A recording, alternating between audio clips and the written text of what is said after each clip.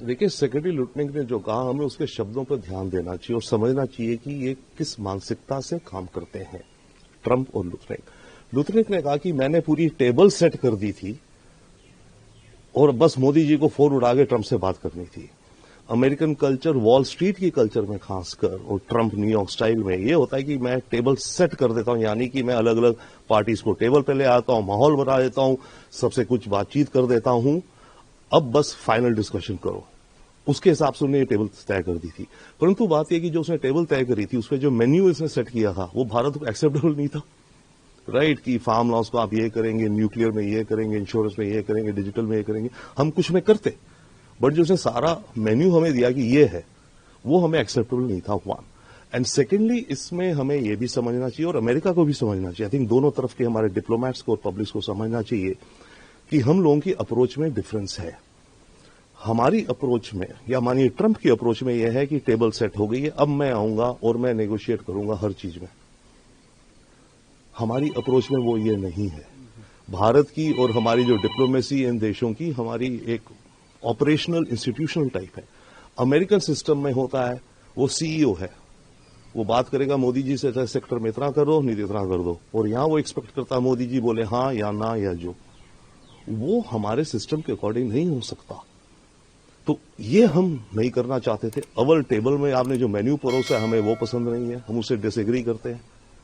Okay, और अब आप हमें बोल रहे हो फोन उठाओ और फोन पे बात करो, तो ट्रंप तो वही चीजें बोलेगा और हम हर चीज का ना बोलेंगे, तो क्या फायदा इसी फोन कॉल का। देखिए, फ्लैटरी की उम्मीद कर रहे थे, यस, बट मैं 100% नहीं कहूंगा, मैं कहूंगा आधा फ्लैटरी की उम्मीद कर रहे थे।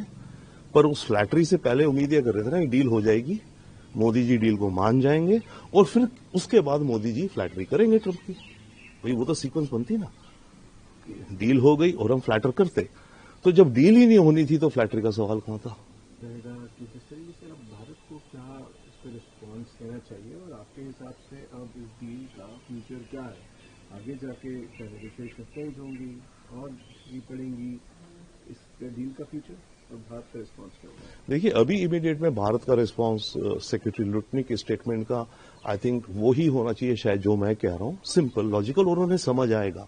ये वॉल स्ट्रीट की लैंग्वेज है कि आपने जो टेबल सेट करी थी, उस टेबल पर जो मेन्यू था, अनफॉर्चुनेटली वो हमें एक्सेप्टेबल नहीं था, तो इसीलिए हम उस टेबल पे नहीं आए। That's one.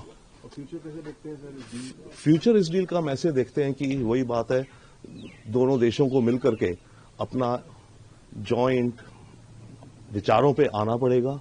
हो सकता है डील अभी और डिले हो जाए, क्योंकि ये 500% का ये जो पेनल्टी का फिर से टैरिफ का हो गया है अमेरिका की तरफ से, 2-3 हफ्तों में शायद वो बिल आ जाएगा। या फिर हो सकता है अभी से लेकर तब तक हम रशियन तेल खरीदना और कम कर दें, क्योंकि लॉन्ग टर्म में देखिए, अगर यही हालात रहे, और ये रियलिटी है दुनिया की, इकोनॉमिक है, हम जब रशिया से तेल खरीदते हैं, हम करीब $10 बिलियन साल का बचाया था पिछले साल। हमने 50 का खरीदा था, मानो मोटा मोटा 52 का, अगर ओपन मार्केट में हम खरीदते तो मानो 65-62 का होता, 10-1 बिलियन का, राइट। वो हमें फायदा हुआ। अब इधर अगर हमारे एक्सपोर्ट्स पे ऐसी हिट लगने लगी, जो ऑलरेडी लग रही है 50% पे, इस 50% पे हमारा करीब $50 बिलियन एक्सपोर्ट कम हो सकता है। उतना एक्सपोर्ट कम हुआ यानी कि प्रॉफिट 10 बिलियन हमारा कम हो सकता है, 20% प्रॉफिट, राइट।